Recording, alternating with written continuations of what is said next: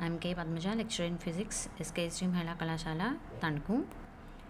In semester 5, you are going to study in physics 2 papers, paper 5 and 6. Paper 5 is electricity, magnetism and electronics, and paper 6 is modern physics. I am dealing with paper 5.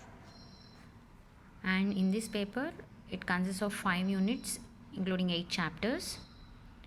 Before going to the first chapter, electric field intensity and potential, we have to know what is electrostatics. This video is completely about introduction. ఈ సంవత్సరం మీరు ఫిజిక్స్లో semester 5లో 2 పేపర్లు చదువుతారు, paper 5 paper 6. నేను paper 5 deal చేస్తాను. విద్యుత్ శాస్త్రము, అయస్కాంత శాస్త్రం మరియు ఎలక్ట్రానిక్స్ ఆ పేపర్ పేరు. ఇప్పుడు ముందుగా అందులో 8 చాప్టర్లతో కూడిన 5 యూనిట్లు కలిగి ఉంటాయి పేపర్ 5కి. ముందుగా మొదటి చాప్టర్లో అంటే విద్యుత్ క్షేత్ర తీవ్రత మరియు పొటెన్షియల్ చాప్టర్లో వెళ్తున్నాము. అందులో మనం ముందు పరిచయం చూస్తున్నాం. సో దాంట్లో వెళ్ళే ముందు అసలు ఎలక్ట్రోస్టాటిక్స్ అంటే ఏంటో తెలియాలి.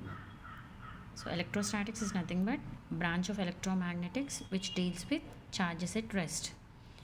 స్థిర విద్యుత్ శాస్త్రము అంటే విరామ స్థానంలో ఉన్న ఆవేశాల గురించి చదివే శాస్త్రాన్ని స్థిర విద్యుత్ శాస్త్రము అంటాం. సో మెయిన్గా ఇందులో మనం ఛార్జ్ గురించి తెలియాలి. సో ఛార్జ్ని పర్టికులర్గా మనం ఒక పర్టికులర్ డెఫినేషన్ అంటూ ఉండదు. సో దాని గురించి తెలుసుకుందాం. ఎలక్ట్రాన్ థియరీ ప్రకారం ఏ సబ్స్టెన్స్ తీసుకున్నా దాంట్లో యాటమ్స్ ఉంటాయి. అండ్ యాటంలో సెంట్రల్ హెవీ పోర్షన్ న్యూక్లియస్ ఉంటుంది. న్యూక్లియస్లో ప్రోటాన్స్ న్యూట్రాన్స్ ఉంటాయి. Protons positive charge, neutrons neutral charge. So న్యూక్లియస్కి పాజిటివ్ ఛార్జ్ ఉంటుంది. అండ్ ఎలక్ట్రాన్స్ న్యూక్లియస్ చుట్టూ సర్క్యులర్ ఆర్బిట్స్లో రివాల్వ్ అవుతూ ఉంటాయి, వాటికి నెగిటివ్ ఛార్జ్ ఉంటుంది. సో యాటమ్కి number of electrons and protons అనేవి ఈక్వల్గా ఉంటాయి కాబట్టి ఎలక్ట్రికల్గా న్యూట్రల్గా ఉంటుందని చెప్తాము. అంటే దీన్ని బట్టి మనం ఏం చెప్పచ్చు అంటే ఎలక్ట్రాన్ అండ్ ప్రోటాన్ అనేవి న్యాచురల్ యూనిట్స్ ఆఫ్ ఛార్జ్, అవి నెగిటివ్ అండ్ పాజిటివ్ అని చెప్తాం. సో మనకి ముందుగా ఆవేశం అంటే ఏంటో తెలియాలి. దానికి ఒక నిర్వచనం అంటూ ఏమీ లేదు, కానీ దాని గురించి తెలుసుకుందాం. సో దానికి ఎలక్ట్రాన్ సిద్ధాంతం ప్రకారం ఏదైనా పదార్థాన్ని తీసుకున్నట్లయితే అందులో పరమాణువులు ఉంటాయి. ఆ పరమాణువులో మధ్యన ఒక భారగ్రస్త కేంద్రకం ఉంటుంది. భారగ్రస్త ప్రదేశం కేంద్రకం ఉంటుంది. కేంద్రకంలో ప్రోటాన్లు న్యూట్రాన్లు ఉంటాయి. ప్రోటాన్లకి ధనావేశము, న్యూట్రాన్లకి తటస్థ ఆవేశము కలిగి ఉంటుంది. అందుకని కేంద్రకానికి ధనావేశం కలిగి ఉంటుంది. ఎలక్ట్రాన్లు కేంద్రకం చుట్టూ వివిధ కక్షల్లో తిరుగుతూ ఉంటాయి, వాటికి రుణావేశం కలిగి ఉంటుంది. If 1 or more electrons are extracted from an atom, that is, it is deficiency of electrons, then that atom is known as positively charged atom. If 1 or more electrons are given to an atom, that is excess of electrons, then it is negatively charged atom. ఏ కారణం చేతైనా ఒక atom నుండి, ఒక పరమాణువు నుండి ఒకటి లేదంటే అంతకన్నా ఎలక్ట్రాన్లు కనుక మనం అది ఇచ్చేసినట్లయితే అంటే అది కోల్పోతే అప్పుడు అది ధనావేశ పరమాణువు అవుతుంది. అలా కాకుండా అది ఒకటి కానీ అంతకన్నా ఎలక్ట్రాన్లో ఒక పరమాణువు తీసుకున్నట్లయితే కనుక అది రుణావేశ పరమాణువు అవుతుంది. And first Greek philosopher Thales అనే అతను ఒక యాంబర్ అనే మెటీరియల్ని ఫర్తో రబ్ చేస్తే కనుక లైటర్ పార్టికల్స్ని అంటే పీసెస్ ఆఫ్ పేపర్ కానీ స్ట్రా అలాంటి పార్టికల్స్ని అట్రాక్ట్ చేసుకునే ప్రాపర్టీ కలిగి ఉంటుంది అని first Greek philosopher Thales discover చేశాడు. తర్వాత విలియం గిల్బర్ట్ అనే ఇంగ్లీష్ సైంటిస్ట్ యాంబరే కాదు అదర్ మెటీరియల్స్ అంటే ఎబనైట్, గ్లాస్, సల్ఫర్, సిల్క్ అలాంటివి ఒక మెటీరియల్ ఇంకొక మెటీరియల్తో రబ్ చేసినప్పుడు వాటికి కూడా అట్రాక్ట్ చేసుకునే ప్రాపర్టీ కలిగి ఉంటుంది అని చెప్పి విలియం గిల్బర్ట్ డిస్కవర్ చేశాడు. సో అలా అట్రాక్ట్ చేసుకునే ప్రాపర్టీని ఆ బాడీస్ని ఎలక్ట్రిఫైడ్ ఆర్ చార్జ్డ్ బాడీస్ అంటాము. అండ్ ఆ ఫినామినాన్ని ఎలక్ట్రిసిటీ అంటాము అని అన్నాడు. సో అలా ఆకర్షించుకునే తత్వం కలిగిన ఆ వస్తువుల్ని ఆవేశపూరిత వస్తువు అంటాము, ఆ దృగ్విషయాన్ని విద్యుత్ శాస్త్రము అంటాం. తర్వాత బెంజమిన్ ఫ్రాంక్లిన్ అమెరికన్ సైంటిస్ట్, తను ఛార్జెస్ అనేవి 2 టైప్స్, అలాగే అన్లైక్ ఛార్జెస్ అట్రాక్ట్ అవుతాయి, లైక్ ఛార్జెస్ రిపెల్ అవుతాయి అని చెప్పింది బెంజమిన్ ఫ్రాంక్లిన్. సో ఆవేశాలు అనేవి 2 రకాలు, ధన మరియు రుణావేశాలు. అలాగే సజాతీయ ఆవేశాలు వికర్షించుకుంటాయి, విజాతీయ ఆవేశాలు ఆకర్షించుకుంటాయి అని చెప్పాడు. అంటే ఒక ఎబనైట్ని ఒక సిల్క్తో రబ్ చేసినప్పుడు ఏమవుతుంది అంటే, ఎబనైట్ కొన్ని ఎలక్ట్రాన్ని సిల్క్ ఇచ్చేయడం వలన ఎబనైట్ పాజిటివ్ అవుతుంది, పాజిటివ్ ఛార్జ్ అవుతుంది. అలాగే సిల్క్ నెగిటివ్ అవుతుంది. అంటే ఒకటి ఇచ్చేస్తుంది, ఒకటి తీసుకుంటుంది, కాబట్టి ఒకటి పాజిటివ్ ఒకటి నెగిటివ్ అయింది. అలాగే 2 లైక్ ఛార్జెస్, అంటే ఒక గ్లాస్తో రబ్ చేసినట్లయితే కనుక అవి రిపెల్ అవుతాయి. అలా కాకుండా ఒక ఎబనైట్ని గ్లాస్తో రబ్ చేస్తే కనుక అవి అట్రాక్ట్ అవుతాయి. అంటే ఇక్కడ ఏమవుతుంది, రబ్బింగ్ అనేది ఎలక్ట్రిక్ ఛార్జెస్ని కొత్తగా క్రియేట్ చేయట్లేదు, జస్ట్ ఒక దాంట్లోంచి ఒక దాంట్లోకి ట్రాన్స్ఫర్ చేస్తున్నాయి. అంటే ఫర్ ఎగ్జాంపుల్ ఎబనైట్ని గ్లాస్తో రబ్ చేసినప్పుడు అక్కడ ఏమవుతుంది, ఆ రబ్బింగ్ ప్రాసెస్లో ఫ్రిక్షన్ వల్ల ఆ సర్ఫేస్ మీద ఉన్న ఎలక్ట్రాన్స్ ఒక ఏదైతే తక్కువ ఉంటుందో దాంట్లోకి ట్రాన్స్ఫర్ అవుతున్నాయి, ఎక్కువ ఉన్నది ఇచ్చేస్తుంది. సో ఇచ్చేసింది పాజిటివ్ అవుతుంది, తీసుకుంది నెగిటివ్ అవుతుంది. సో ఇంకొక ఎగ్జాంపుల్ బెలూన్ అండ్ వూల్. ఆ బెలూన్ని వూల్తో కనుక రబ్ చేసుకున్నట్లయితే ఏమవుతుంది అంటే, ఇక్కడ వూల్ కొన్ని ఎలక్ట్రాన్స్ బెలూన్కి ఇచ్చేయడం వల్ల ఇది పాజిటివ్ అయింది, బెలూన్ తీసుకోవడం వల్ల నెగిటివ్ అయింది. అండ్ నెక్స్ట్ ఛార్జ్ కన్సర్వ్ అవుతుంది అని చెప్తున్నాం. అంటే ఏదైనా ఒక ఐసోలేటెడ్ సిస్టమ్ తీసుకున్నట్లయితే టోటల్ ఛార్జ్ అనేది కాన్స్టెంట్గా ఉంటుంది. అంటే ఇక్కడ మనం ఒక ఎబనైట్ని గ్లాస్తో రబ్ చేస్తున్నప్పుడు మనకి ఒక మెటీరియల్ నుంచి ఇంకొక మెటీరియల్కి ఎలక్ట్రాన్స్ ట్రాన్స్ఫర్ అవుతున్నాయి తప్ప కొత్తగా ఎక్కడి నుంచి క్రియేట్ అవ్వడం కానీ లేదంటే ఉన్నవి పోవడం కానీ జరగట్లేదు. కాబట్టి ఛార్జ్ అనేది కన్సర్వ్ అవుతుంది అని చెప్తాం. ఆవేశం అనేది ఆవేశం అనేది నిత్యత్వాన్ని పాటిస్తుంది అని అంటున్నాము. అంటే అక్కడ మనం ఒక పదార్థాన్ని ఇంకొక పదార్థంతో రుద్దినప్పుడు ఏమవుతుంది, ఒక దాంట్లోంచి ఇంకొక దాంట్లోకి ఎలక్ట్రాన్లు వెళ్తున్నాయి తప్పితే, అంటే ఒక దాంట్లోంచి ఒక దాంట్లోకి ఒకటి ఇస్తుంది ఒకటి తీసుకుంటుంది తప్పితే కొత్తగా మనకి ఎక్కడి నుంచి రావడం కానీ ఉన్నది పోవడం కానీ జరగట్లేదు. కాబట్టి ఆవేశం అనేది నిత్యత్వాన్ని పాటిస్తుంది అని చెప్తాం. నెక్స్ట్ ఆవేశం అనేది క్వాంటీకృతం అవుతుంది అని చెప్తున్నాం. క్వాంటీకృతం అవుతుంది అంటే ఏంటి, ఛార్జ్ అనేది డిస్క్రీట్ ప్యాకెట్స్లో అవైలబుల్ అవుతుంది. అంటే కంటిన్యూస్ అమౌంట్స్లో కాకుండా డిస్క్రీట్ ప్యాకెట్స్లో అవైలబుల్ అవుతుంది. అంటే నేచర్లో ఎలక్ట్రాన్ ఛార్జ్ కన్నా తక్కువ ఛార్జు, లేదంటే ఎలక్ట్రాన్లో కొంత భాగం ఛార్జ్ అనేది మనకి దొరకదు. అంటే charge of the electron -e అనుకుంటే కనుక ఎలక్ట్రాన్ ఛార్జ్ ఏమవుతుందంటే +or-Ne అవుతుంది. అంటే ఆ ఛార్జ్ ఈ n అనేది ఇంటిజర్ అండ్ E అనేది 1.6 × 10⁻⁻19 కూలమ్స్. అంటే ఇంటిగ్రల్ మల్టిపుల్స్లో మనకి ఛార్జ్ అనేది అవైలబుల్ అవుతుంది. అంటే ఆవేశం అనేది క్వాంటీకృతం అవుతుంది అంటే వస్తువు ఏ కారణం చేతనైనా ఆవేశపూరితమైనప్పుడు అది పొందు లేక కోల్పోవు ఆవేశం అనేది పూర్ణ సంఖ్యలోనే ఉంటుంది.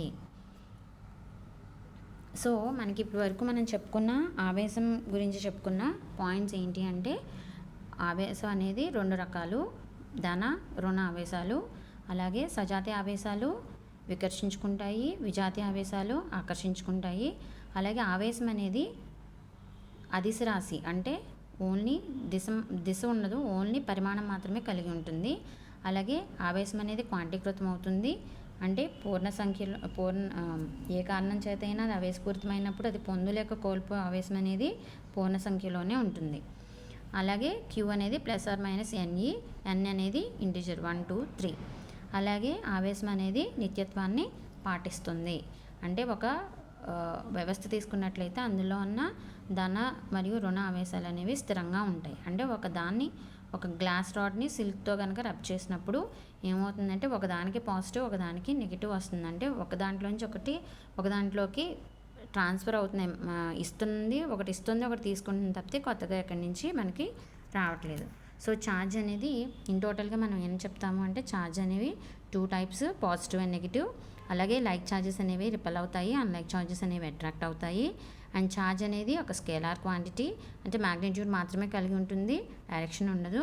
అండ్ ఛార్జ్ ఈజ్ క్వాంటైజ్డ్, అంటే కంటిన్యూస్ అమౌంట్స్లో కాకుండా డిస్క్రీట్ ప్యాకెట్స్లో ఎగ్జిస్ట్ అవుతుంది.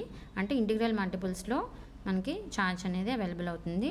అంటే Q ± NE.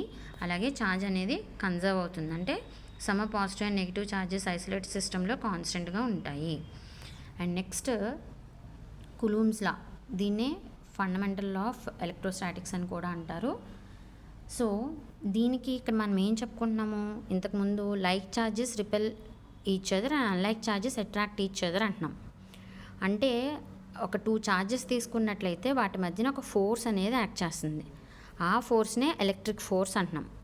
ఆ ఫోర్స్ అనేది అన్లైక్ ఛార్జెస్లో తీసుకున్నట్లయితే అట్రాక్ట్ అవుతుంది, లైక్ ఛార్జెస్కి తీసుకున్నట్లయితే రిపల్సివ్ అవుతుంది. సో దీన్ని బేస్ చేసుకుని 1785లో చార్లెస్ అగస్టిన్ డి కులూమ్ అనే అతను ఒక లాని స్టేట్ చేశాడు. దాన్నే కులూమ్స్ లా అంటాం. సో మనం ఇందాక మాట్లాడుకున్నప్పుడు సజాతీయ ఆవేశాలు వికర్షించుకుంటాయి, విజాతీయ ఆవేశాలు ఆకర్షించుకుంటాయి అని మాట్లాడుకున్నాం. అంటే ఏంటి, 2 ఆవేశాల మధ్యన ఒక బలం అనేది ఏర్పడుతుంది. ఆ బలాన్నే మనం విద్యుత్ బలము అంటున్నాము. ఆ బలం అనేది సజాతీయ ఆవేశాల మధ్యన ఆ బలం ఎలా ఉంటుంది అంటే వికర్షణ బలం ఉంటుంది. విజాతీయ ఆవేశాల మధ్యన ఏముంటుంది అంటే ఆకర్షణ బలం ఉంటుంది. సో దాన్ని ఆధారంగా చేసుకుని 1785లో చార్లెస్ అగస్టిన్ డి కులూమ్ అనే అతను కులూమ్స్ నియమాన్ని ప్రతిపాదించాడు. సో దాన్ని ఎలా నిర్వచిస్తామంటే, 2 ఆవేశాల మధ్యనున్న ఆకర్షణ లేదంటే వికర్షణ బలం అనేది ఆ 2 ఆవేశాల యొక్క లబ్ధానికి అనులోమానుపాతంలోనూ దూర వర్గానికి విలోమానుపాతంలోనూ ఉంటుంది అనేది కులూమ్స్ నియమం యొక్క నిర్వచనం.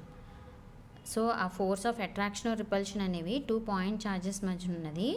ఆ 2 ఛార్జెస్ యొక్క ప్రోడక్ట్కి డైరెక్ట్లీ ప్రపోర్షనల్గా ఉంటుంది అండ్ డిస్టెన్స్ స్క్వేర్కి ఇన్వర్స్లీ ప్రపోర్షనల్గా ఉంటుంది అని చెప్పాం. సో దానికి ఒక 2 పాయింట్ ఛార్జెస్ తీసుకుంటున్నాం, Q1, Q2. ఆ రెండింటి మధ్య డిస్టెన్స్ R అనుకుంటున్నాం. So in case Q1 positive, Q2 negative అనుకోండి, వాటి మధ్యన ఏ టైప్ ఆఫ్ ఫోర్స్ ఉంటుంది, ఒకటి పాజిటివ్ ఒకటి నెగిటివ్ కాబట్టి అన్లైక్ ఛార్జెస్ కాబట్టి అట్రాక్టివ్ ఫోర్స్ ఉంటుంది. అలా కాకుండా Q1 పాజిటివ్, Q2 పాజిటివ్ అనుకోండి, అంటే లైక్ ఛార్జెస్ అంటే రిపల్సివ్ ఫోర్స్ ఉంటుంది. సో ఆ ఫోర్స్ అట్రాక్టివ్ అవనివ్వండి లేదంటే రిపల్సివ్ అవనివ్వండి, ఏదైనా అవ్వచ్చు. సో దాన్ని 2 స్టేట్మెంట్స్ కింద చెప్పాడు. ఫస్ట్ స్టేట్మెంట్ ఏంటి, ఆ 2 ఛార్జెస్ యొక్క ప్రోడక్ట్కి ఆ డెవలప్ అయిన ఫోర్స్ అనేది డైరెక్ట్లీ ప్రపోర్షనల్గా ఉంటుంది. దాన్ని మ్యాథమెటికల్గా ఎలా రాస్తాము, F is proportional to Q1, Q2 అంటాం. అండ్ ఆ 2 ఛార్జెస్ మధ్య ఉన్న డిస్టెన్స్ స్క్వేర్కి ఇన్వర్స్లీ ప్రపోర్షనల్గా ఉంటుంది. దాన్ని సెకండ్ స్టేట్మెంట్ అది. దాన్ని మ్యాథమెటికల్గా ఎలా రాస్తాము, F is proportional to 1/r². So in టోటల్గా రెండు స్టేట్మెంట్స్ని కంబైన్ చేసి రాస్తే మ్యాథమెటికల్ ఫామ్ ఏమవుతుంది, F is proportional to Q1, Q2/r² అవుతుంది. ఆర్ ఆ ప్రపోర్షనాలిటీ కాన్స్టెంట్ని K అంటున్నాము. దాన్నే ఎలక్ట్రోస్టాటిక్ ఫోర్స్ కాన్స్టెంట్ అంటాము, లేదంటే కులూమ్స్ కాన్స్టెంట్ అని కూడా అంటాం. ఆ K వాల్యూని, అంటే ఆ 2 ఛార్జెస్ మధ్యన వ్యాక్యూమ్ కానీ ఎయిర్ కానీ ఉంటే కనుక ఆ వాల్యూ K వాల్యూ ఎంత ఉంటుంది అంటే 1/4πε0 ఉంటుంది. ఇక్కడ ε0ని పర్మిటివిటీ ఆఫ్ ఫ్రీ స్పేస్ అంటాం. సో ఇంతకుముందు మనం మాట్లాడుకున్నది ఏంటి, 2 ఆవేశాలు కనుక సజాతీయ ఆవేశాలు అంటే Q1, Q2 అనేవి 2 ధనాత్మకం అయితే కనుక వాటి మధ్యన ఏ బలం ఉంటుంది, వికర్షణ బలం ఉంటుంది. అలాగే Q1 పాజిటివ్, Q2 నెగిటివ్ అంటే విజాతీయ ఆవేశాలు అయితే కనుక వాటి మధ్యన ఏముంటుంది బలం, ఆకర్షణ బలం ఉంటుంది. అంటే ఆ 2 ఆవేశాల మధ్యన ఆకర్షణ లేదంటే వికర్షణ బలం అనేది మొదటి స్టేట్మెంట్ ప్రకారం ఏంటి, వాటి యొక్క లబ్ధానికి అనులోమానుపాతంలో ఉంటుంది కాబట్టి దాన్ని మ్యాథమెటికల్గా ఎలా రాస్తాము, F is proportional to Q1, Q2 అంటాం. అలాగే ఆ 2 ఆవేశాల యొక్క దూర వర్గానికి విలోమానుపాతంలో ఉంటుంది అనేది సెకండ్ స్టేట్మెంట్. సో దాన్ని ఎలా రాస్తున్నాము, F is proportional to 1/r². So 2 స్టేట్మెంట్లు కలిపితే మనకి ఈ equation F is proportional to Q1, Q2/r² అవుతుంది. ఆ అనులోమానుపాత స్థిరాంకాన్ని K అంటాము. దాన్నే కులూమ్ స్థిరాంకం అని కూడా అంటాము, లేదంటే స్థిర విద్యుత్ బల స్థిరాంకం అని కూడా అంటాం. ఇప్పుడు మనం తీసుకున్న ఆవేశాల మధ్యన కనుక శూన్యం కానీ గాలి కానీ ఉంటే కనుక K విలువ ఎంత ఉంటుంది, 1/4πε0 ఉంటుంది. ε0 అనేది శూన్యాంక ప్రవేశశీల్యత అంటాం. అలాగే ఆ 2 ఆవేశాల మధ్యన ఒక యానకం అంటే పేపర్ కానీ గ్లాస్ కానీ వ్యాక్స్ కానీ అలాంటిది ఏమైనా ఒక యానక పదార్థం ఉంటే కనుక అప్పుడు K వాల్యూ ఎంత ఉంటుంది అంటే K is equal to 1/4πε. Epsilon అనే దాన్ని అబ్జల్యూట్ ఎలక్ట్రిక్ పర్మిటివిటీ అంటాం. అంటే యానక ప్రవేశశీలత అంటాం. సో కేని ఇంకో విధంగా ఎలా రాయొచ్చు అంటే εr ε/ε0. కే అనేది రోధక స్థిరాంకము అంటాం, యానక స్థిరాంకము అంటాం. సో వ్యాక్యూమ్లో మనం కులూమ్స్ లాని ఎలా రాయొచ్చు, శూన్యాంకంలో F = 1/4πε0 Q1 Q2/r² అవుతుంది. అలా కాకుండా ఒక యానకం ఉంటే, అంటే ఒక మీడియం ఉంటే కనుక అప్పుడు 1/4πε బదులు ఇక్కడ ఏం రాస్తున్నామంటే ε × ε0 రాస్తున్నాము. సో 1/4πε0 Q1 Q2/r² అవుతుంది. ε0 వాల్యూ ఎంత అంటే 8.8542 × 10⁻12 coulomb square per newton metre square. 1/4πε0 value ఏమవుతుంది, 8.9875 × 10⁻9 newton metre square per coulomb square. దాన్నే రౌండ్ ఆఫ్ చేసి 9 × 10⁻9 newton metre square per coulomb square అని కూడా అంటాం. అండ్ ఎలక్ట్రిక్ ఫీల్డ్ని ఎలా డిఫైన్ చేస్తాము అంటే, మనకి ఇంటర్మీడియట్లో మీరు మ్యాగ్నెటిక్ ఫీల్డ్ చదువుతారు. అంటే మ్యాగ్నెటిక్ ఫీల్డ్ ఒక మ్యాగ్నెట్ తీసుకుని, ఒక పిన్ తీసుకుని దాంట్లో దాన్ని ఇచ్చేస్తున్నప్పుడు, అంటే పిన్ దగ్గరగా దూరంగా జరుపుతున్నప్పుడు మనకి అక్కడ ఆ ఫీల్డ్ ఎంతవరకు ఉంటుందనేది మనం చూడగలుగుతాం, విజువలైజ్ చేయగలుగుతాం. అంటే ఇప్పుడు కొంత డిస్టెన్స్లోనే ఉంటే కనుక దానికి అట్రాక్టివ్ ప్రాపర్టీ ఉంటుంది, కొంచెం దూరంగా జరిపితే అట్రాక్టివ్ ప్రాపర్టీ తగ్గుతూ ఉంటుంది. అంటే అక్కడ మ్యాగ్నెటిక్ ఫీల్డ్ని ఎలా చెప్తాము, ఆ మ్యాగ్నెట్ చుట్టూ ఉన్న ఏరియా దాని యొక్క ఎఫెక్ట్ ఎంతవరకు ఉంటుందో దాన్ని మ్యాగ్నెటిక్ ఫీల్డ్ ఎలా అయితే అంటున్నామో, సేమ్ అదేవిధంగా ఛార్జ్ చుట్టూ ఉన్న ఏరియా దాని ఎఫెక్ట్ ఎంతవరకు వ్యాపించి ఉంటుందో దాన్ని ఎలక్ట్రిక్ ఫీల్డ్ అంటున్నాం. విద్యుత్ క్షేత్రము అంటే ఆవేశం చుట్టూ ఉన్న ప్రదేశము, దాని ప్రాబల్యం ఎంతవరకు వ్యాపించి ఉంటుందో దాన్ని విద్యుత్ క్షేత్రము అంటాం. అంటే అయస్కాంత క్షేత్రం అయితే మనం చూడగలుగుతాము, ఇది మాత్రం చూడలేకపోతాము. అంటే దీన్ని ఆవేశం చుట్టూ ఉన్న ప్రదేశం దాని యొక్క ప్రాబల్యం ఎంతవరకు వ్యాపించి ఉంటుందో దాన్ని విద్యుత్ క్షేత్రము అంటాం. Thank you.